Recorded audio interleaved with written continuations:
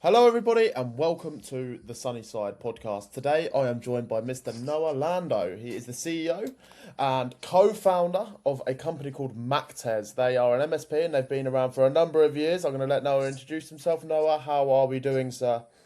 We are doing well. It is a gorgeous day in New York City. We have been doing this for 30 years, kind of a little bit 30 stunning years. to say that. It doesn't feel like an industry that's been around for 30 years. So, yes, we're celebrating our 30th anniversary in the fall. That's a big birthday. That is a very big birthday. The biggest, some would say. I mean, maybe, who knows, you might reach 40, 50. But we're going to unpack that journey today, how the MSP landscape has shifted. It probably wasn't even called an MSP 30 years ago, so we're going to kind of unpack that. Right, let's take it back. 32 years ago, talk to me, what, before you even started, what was the kind of thing that you see that made you think, okay, maybe I'm going to start an MSP? Was it your first business, or was this or something else beforehand? 30 years ago, I was in college. I was doing architecture, and I had done as a summer job a lot of graphic design with a Hmm. Polish information designer, a company called Dynamic Diagrams in Rhode Island. Really great work, but information design, which was I wouldn't say a new field, but a particular specialty of design, which was really about designing like diagrams and charts and maps and things. I love that for a number of reasons. I ended up doing architecture and theater and a bunch of other related kind of design activities in school. Came out and kind of as a favor for one of my thesis advisors, agreed to set up a computer, although protesting frequently that I was probably not an expert on this, and I'm sure other people knew how to do this more than I did. Turned out that I was perfectly fine at it. Did get it set up. That led to a series of other projects at this little tiny design firm, including setting up their first internet connection, since in 1996, most organizations, them included, didn't have an internet connection. And it was before Ethernet, before Wi-Fi, before a lot of things.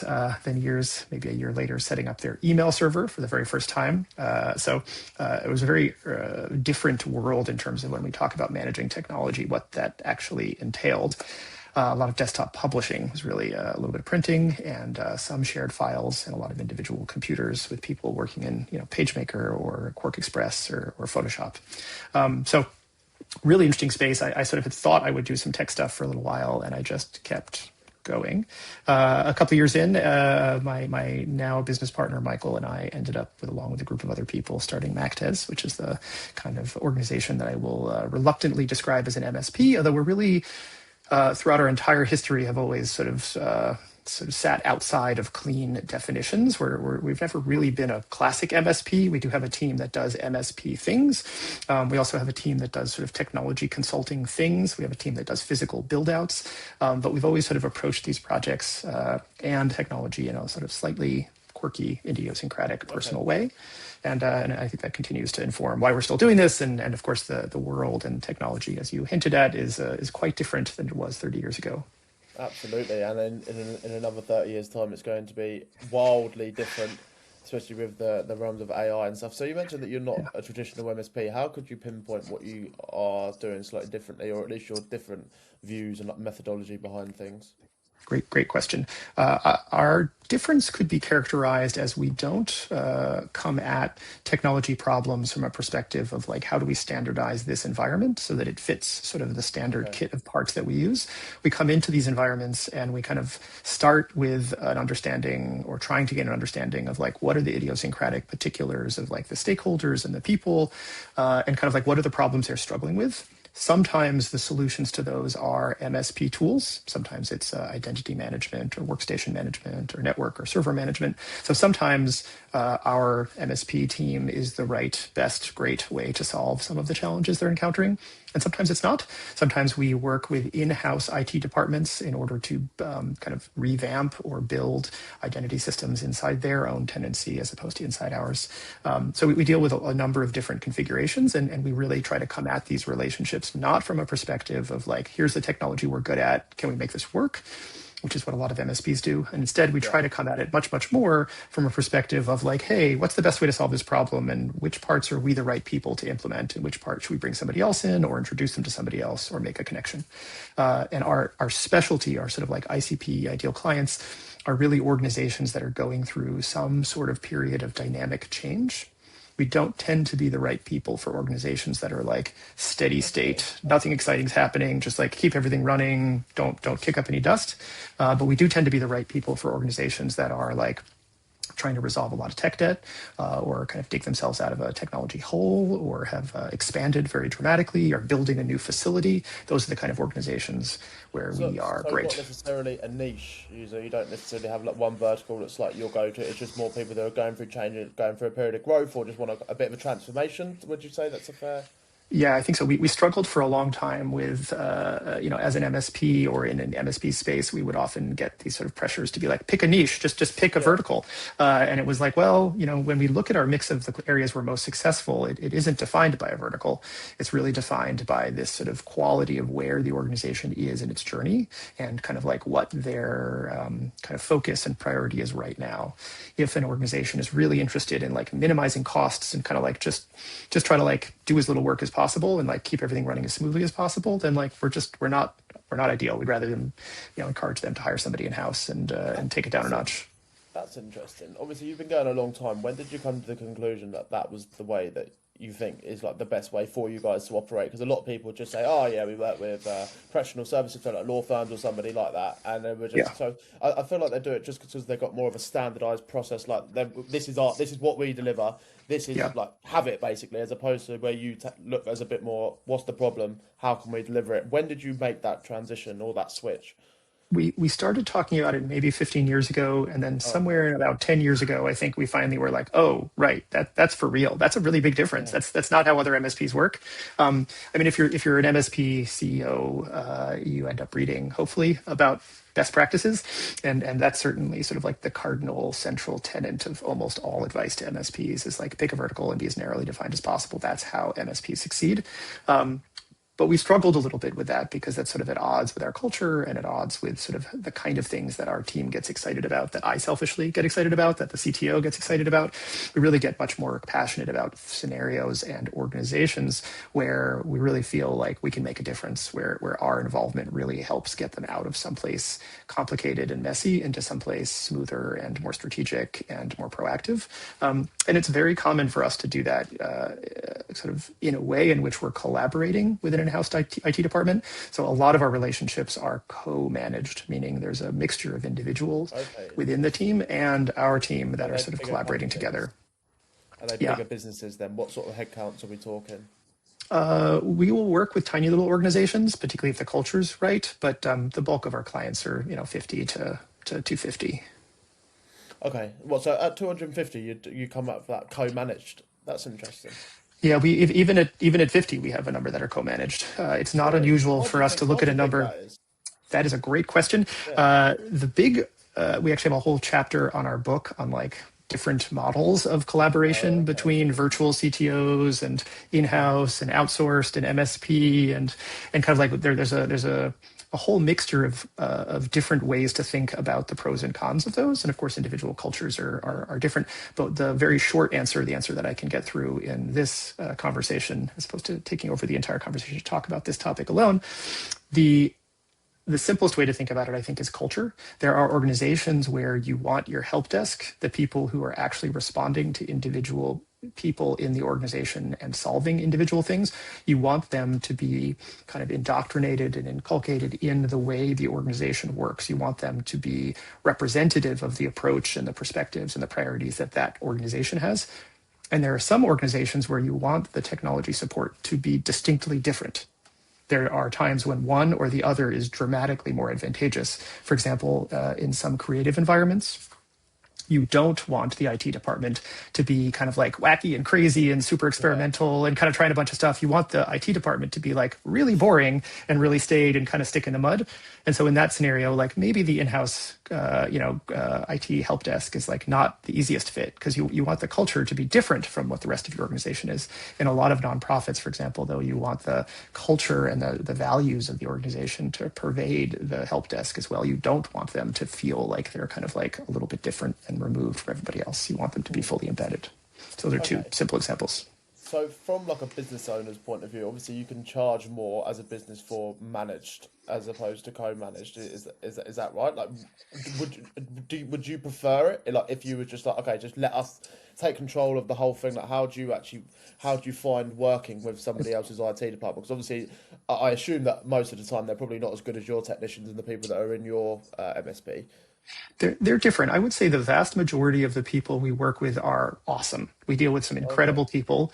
The reasons why we co-manage as opposed to kind of like the cultural criteria that I think is part of making a decision as an organization about where you divide, but the idea of co-managing in general. Another example of when co-management is valuable is if there's a set of business logic processes that are specific to the organization that are extremely long-term, like a VP of IT that needs to know a whole set of vendor relationships that are consistent across the next 5 years.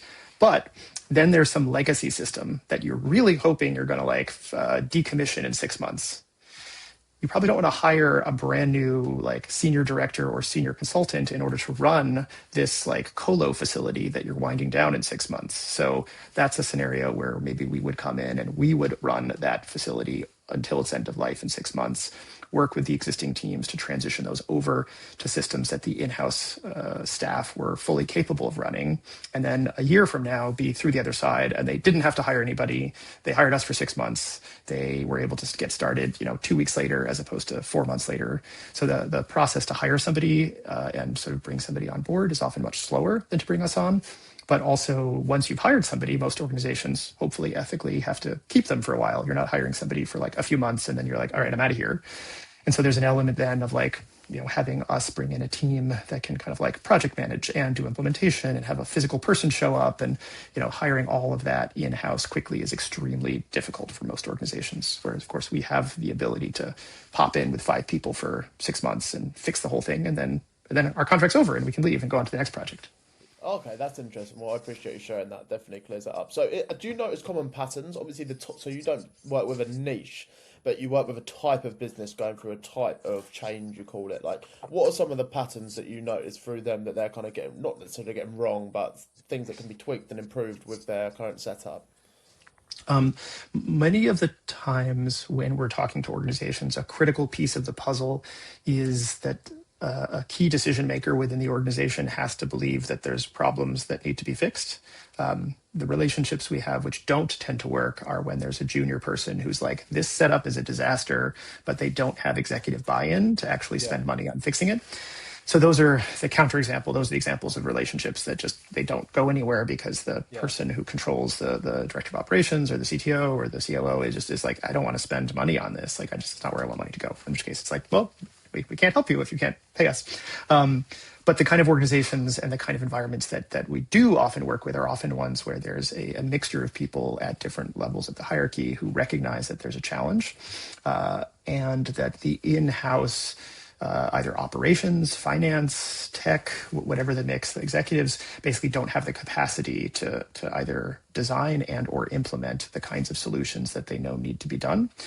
It's not uncommon, for example, in this day and age for there to be like a fractional CISO, a CISO, a chief information security officer, who gets brought in at the executive level, spends time with the other executives, and is often highlighting significant shortfalls in the either architecture or system design or legacy. And it's not unusual in that environment for there to be either a CTO or a VP of IT or somebody senior who looks around and is like, I would love to fix these things, but like, how am I supposed to do that? I only got these 12 people. Like, they can't do what they're doing and do all that stuff. And those are environments where, we're at our best because we can come in to kind of collaborate. And part of the reason that we like to think of it as a collaboration is that it doesn't help anybody if you build a bunch of systems that don't actually like enmesh themselves effectively in the culture of the organization. Everyone somewhere in their life has had the experience of being involved on a project rollout in which the tool didn't solve the problems that the actual users needed solved. It's the classic like putting in a project management tool that doesn't actually work for the people that are supposed to be doing project management. It's just more busy work, a second timesheet system or something. And I think that's an area where a lot of technology projects struggle with that. If they're coming purely from an executive level, there's often a disconnect about like, is this actually the right way to solve the problem? And that's an area, of course, where we take a lot of pride in really trying to do the work to understand how this system should work for the people who are actually trying to do the day-to-day things. Makes sense. How do you think the MSP kind of landscape has actually changed over like when you first started 30 years ago? What are some of the highlights? Like how has it actually shifted in regards to like what you guys are delivering, what the client expectations are? Could you mind giving us a little bit of an insight around that? Yeah, there's a few different ways I think one could answer that question.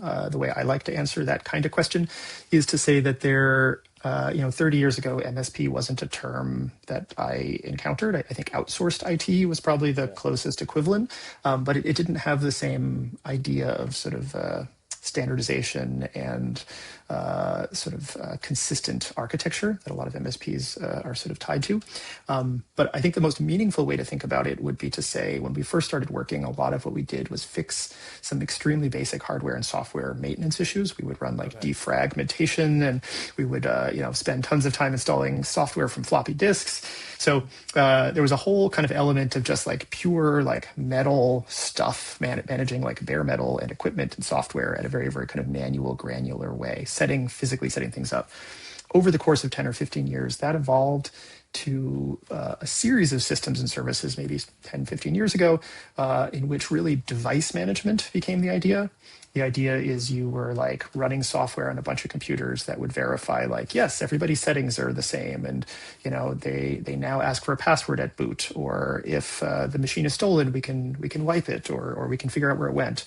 And that era of device management was very exciting. It meant you suddenly had these centralized tools that allowed you to do things across 50 or 500 devices. That was extremely useful and effective, I think, at the enterprise scale 10 or 15 years ago. But over the last 5 to 10 years, that has also become quite effective at a much smaller scale. A lot of manufacturers like frankly, even Apple and Microsoft have their own versions of that. I think Apple calls theirs Business Essentials, and Microsoft has a group of things called, Intune and Azure AD. So the idea that a lot of these like cloud-centric services and what I would call SaaS versions of these products, they became something where you could put in a credit card and kind of spin up a 20-person tenancy. So that I think was quite a dramatic change over the course of the last 10 or 15 years. And then I think very interestingly, over the last 5 years, we've seen a mainstreaming of what I would argue is a move away from device management to identity management. And identity management, of course, is centered on the idea that the individual person has a set of credentials that they're logging into numerous devices and numerous services. And really the most important thing is this individual, is that the person who's actually doing this? Is somebody else impersonating them? Have they maintained control of their credentials? And then all of the access and all of the sort of decisions that we want to make about their technology really stems from like, what should that person have access to and what should they be able to do? And that sort of tent pole becomes about identity. And I think identity and the centering of identity as approach is a lot of where multi-factor comes in. I think Google and Microsoft and Azure AD, there's a number of different products, I think, that have really kind of mainstreamed this idea of multi-factor. For example, banks and all those kinds of highly financial services had multi-factor, have had that in place for 10, 15, 20 years quite regularly. But individuals, I think, even on their phones, even on their small devices, even on their email accounts, are much, much more used to this sort of more sophisticated security models and password storage. Passkeys now is another example of that. So I think we're now solidly in this very interesting space, which is really, I think, centered on the idea of identity. And I think part of what's interesting about identity is it really highlights the fact that there are these disparate services that are all connected under this one kind of like set of credentials. That I think is a very, very different architecture and topology for IT and security and managing services than, installing software from floppy disk on a computer. That's very interesting when you put it like that. I mean, if you look into the future, then obviously we're approaching the world of AI. I assume that you get some clients come to you. It's a bit of a hot topic right now, isn't it? It's like everyone's just Absolutely. like, get me some AI. Like everyone's saying I should do it. Like, what can you do for me, Noah? How do you actually see that? How do you actually see AI changing what you guys are doing as a business? Do you think it will, or do you think it will just be another tool that you'll just use like the internet? Or That is a question that I can't give you a long-term answer. I feel like one of the things I've joked about with people who have an enormous amount of expertise in AI is how unexpected and how fast the transitions have been in yeah, the sort of capability and in the strengths and the weaknesses, the things that people totally thought it would be good at by now that it's not, and the things that it is surprisingly good at that no one thought it would ever be good at. So as a tool, I think it's quite confusing. It's quite sort of startling about where and how it excels and where it trips yeah, up. As far as where I think we're going to be 5 years from now, I feel like there's a lot of uncertainty around that. I think it's easier to sort of say maybe 6 to 18 months. I think that's a time frame that I'm a little more comfortable pretending I have an answer for. And I think 6 to 18 months, I think we're seeing a shift from kind of chat-based AI interactions to what I would call agentic, which is where you're essentially equipping a set of AI tools and processes with a set of parameters, and then sort of like letting them run persistently and sort of consistently doing something. yeah, I think a lot of that in its more thoughtful and considered way is happening as products. Companies are spinning up AI, agents, as opposed to having an EA. You would have this, whatever the AI makes sense. modulated, EA basically.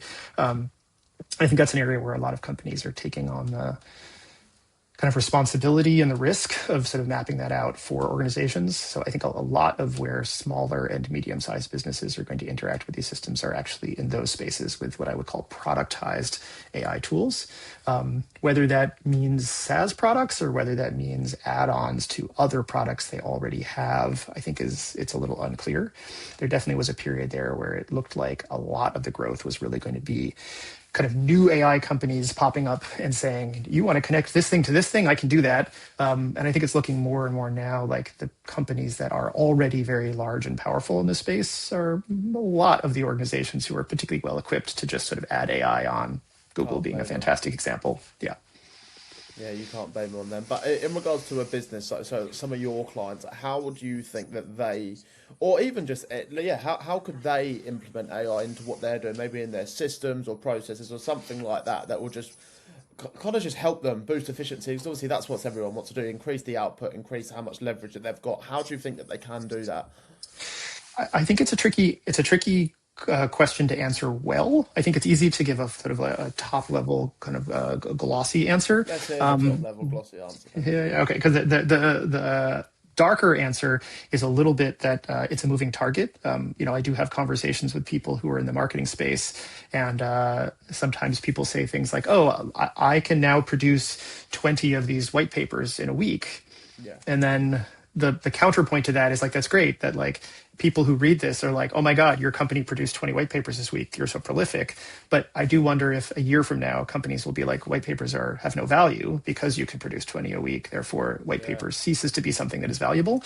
And I think that's one of the areas that, particularly in my sales and marketing, that is tricky, is we're seeing, for example, would respond a couple of years ago to any email message that seemed reasonably plausibly to be a human being.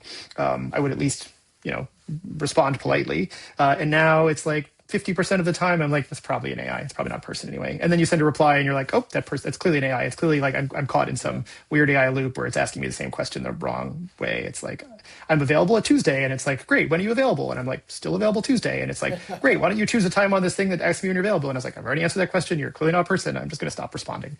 And I think that there's a little bit, we're in a moment of that agentic space now where there's public perception, I think, is still catching up to how good at simulation a lot of these AI tools are at communication. I do worry about what that means for LinkedIn, what that means for email, what that means for text messaging, what that means for phone call. A lot of the mediated communications, I think, run the risk of essentially becoming much more noise-filled and people essentially not trusting those interactions. Personally, I think from a micro scale, a lot of the way that gets addressed is through like in-person, real human connection. Conversations like this and in-person events. I think those have an increased merit once you once you kind of enter into spaces where you're like, oh, this is a real person I'm interacting with, and I'm having a good conversation that is more meaningful than it might have been 10 years ago. 100%. At the end of the day, I feel like we are in a little bit of a trust crisis right now, just because of the things that you said, especially on LinkedIn and stuff like that. Just Yeah. like, just everywhere, it's just AI. Like I feel like you can tell as well, even in some of the emails and stuff like that. So it's interesting. And it's quite hard to cut through the noise. I mean, over the years, like, what have been some of the strategies that you've been able to get yourself in front of customers, and some of the marketing strategies that you've been using over the years? That is it's a tricky question to answer well. You know, because of the industry we're in, trust is such a central component. You know, if an organization hasn't invested trust in us, then we can't really be effective doing the consulting that we do. So an enormous, really a substantial proportion of our new opportunities came through referrals. And I think one of the interesting things for us to think about in the last 5 to 10 years has been less a question of like, how do we go out there and do like outbound sales? How do we like get people who have never heard of us to hire us, and instead think about it more like a cohesive sort of ecosystem of like, what are case studies that we want to write that we think are actually like good, interesting case studies that make our client look great, that make us look great. Like, let's put energy into these things that are sort of like fundamentally net positive, not a bunch of outbound emails that don't necessarily communicate something to the person who's receiving them, but something that's like, oh no, this is an actual document that is real. Here's a great service page that really explains in crazy detail this super interesting project we worked on that hopefully somebody else will find that helpful. So that's been part of it. The TED Tech, which is a sort of in-person tech talk series we do. It's on a super kind of nerdy, hyper-specific topic, and then we record them, and we're putting those recordings out there into the world. Those are areas where we're trying to like amplify voices of people who are really close to kind of complicated, tricky technical problems that I'm not an expert in. They are. And so it's nice to have a chance to interview them and kind of put their perspectives out into the world. So those are two examples of like, you know, basically putting good content into the world as opposed to, you know, maybe risking filling it with noise. On the flip side of that, I assume that you've probably tried a lot of different things over the years. What have been some of the stuff that hasn't necessarily worked, or something that you got really excited about and then you got a little bit less excited about when you realised that it's not really working? We did about 6 months. We put a lot of effort into sort of an outbound LinkedIn initiative where we were really like trying to basically be like, let's get some technology consulting projects. Like, let's find people who are moving offices or people that are hiring a senior IT person, and like, let's put a pitch in front of them. And we tried it with 2 different companies, 2 different agencies who were great agencies that I think do great work. And it's just we just did not get any. We got a few clients, but none that were the right, none that we were excited about. And I think it was an interesting examination of like recognizing like for us, the challenge is really about timing. We need to be in somebody's mind at the moment when they are thinking, I have this problem I need to solve. How do I think about it?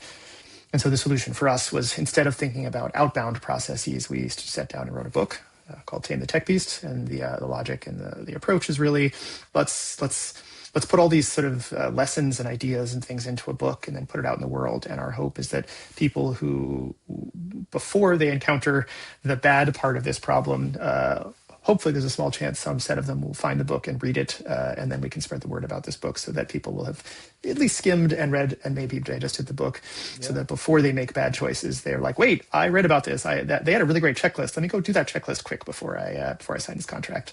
And I think that's been exciting. And the book just launched last week, so it's too soon to say whether it's actually going to work or not, but that's the hope. Nice. Well, yeah, I think a lot of the people try to sell like to people that, because I feel like in any given market, there's only like 3% of the market that's actually ready to buy right now. And when they're doing the marketing, they're just giving offers, like offers, just ramming it down their throat. And it's quite hard to do that, but you really just need to build trust and relationships with people. Because like if you think of it, like you're never actually going to give somebody the keys to your kingdom. I mean, an MSP is quite like you got to trust them. That's what you said. Like it's hard to do if you don't know so you just get a LinkedIn message saying like, want to have a chat around like we're an MSP, like want to have a coffee. Like it's a bit like, who are you, buddy? Like leave me alone, please. So I know that's interesting that you've said that. Okay, well, one last question before we wrap up, Noah. What have been some of the business lessons that you've learned along the way that have really been like an eye opener for you? At this point. I think maybe it's a slightly contrarian position, but people. I think it really comes down to people. Maybe AI will replace some members of your team over time, but even if they do, your team still has people in it.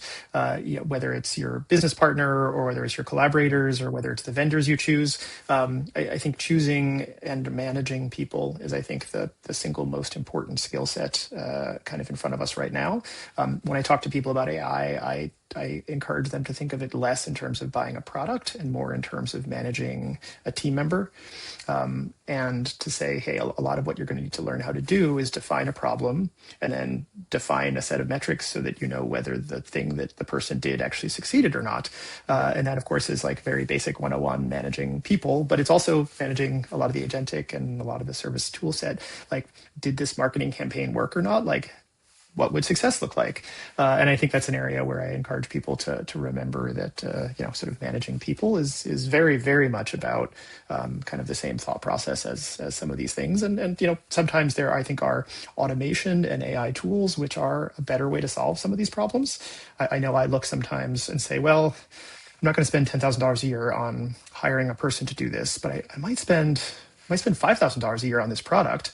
That actually makes business case sense for me. And I think there's a very interesting kind of element to a lot of this where it's like some of it's cost, some of it's consistency, some of it's volume. So there are arguments where automation is sometimes extremely attractive as a counterpoint to a traditional full-time staff person. But similarly, I think for the last 20 years, people have also been exploring like, well, instead of hiring this full-time person who's going to sit next to you in the room, maybe you're going to hire a fractional bookkeeper who's in the Philippines, or you're going to hire a company that provides it as a service if they're made up of a group of different people. So in some sense, this idea of like dividing up an organization and chopping up the problems into like, how are you going to solve it, which are going to be staff and which are going to be tools and which are going to be services.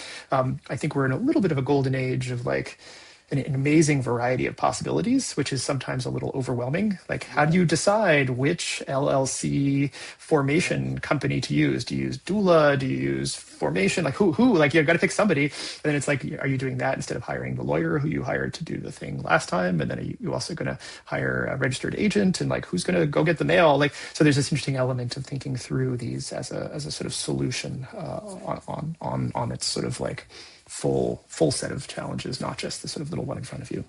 Nice. It's probably only going to get worse, though. To be fair, that exactly what you've just said. Like, I don't think that's going away anytime soon. Yeah, I do think it's an interesting element where AI tools are actually quite. I mean, maybe this is like a narrow moment in time, but I find I use AI tools like now, meaning in the last 2 weeks, surprisingly a lot to say, I have this service and this thing I want to do. Can you come up with a list of other things that are worth considering? Which is like, I'm a consultant. A lot of what I do is that. And I'm often very surprised how an option that I wouldn't have known about myself or wouldn't have come across appears on that list. And that's an area that's like, oh, what is that? And you go looking and you're like, that's actually that's a competitor I didn't know existed. Or like, I was thinking about hiring this lawyer to do that, but oh, there's an actual company that sells that as a product for $300 a month. Like I'm not sure if that's the better option, but it's an interesting option to understand. So I do think that there's a component where as long as you're approaching a lot of these thought processes with a critical eye and you're really being like, I'm going to fact check that this thing is what I think it is and like do the due diligence, I think there are some interesting moments now in terms of the range of potential tools, human and automated, are very exciting. It allows you to have a little bit of an arbitrage as well, don't it, where you can cut costs and save things. So no, it's an interesting point that is, though. Well, listen. Thank you for coming on. I've actually learned quite a lot from you, sir. If the viewers and the audience are looking to get in touch with you, where can they find you, Noah? The best and easiest place is probably just go to my business website, which is macktez.com, Macktez. Also my personal website, which has information on nonprofits I'm on the board for and other projects I do, is just my name, noahlandow.com. Nice. And where can they find your book as well if they're wondering about the book? I'll put the link to that in the description. Where would somebody find that? There are links certainly at my personal website, I think at Macktez as well, but also it's called Tame the Tech Beast, and it's on Amazon Kindle and hardcover and softcover. I'm actually particularly fond of the hardcover. I think it's a very nice little compact, $20 for a hardcover in America. It's a nice little object. And then the audiobook is still being edited. Hopefully that'll be out in the next couple of weeks. Nice. Well, Noah, thank you very much, sir. I appreciate you coming on. What a conversation it's been. Awesome, Finn. Great to be here. Thanks so much for having me.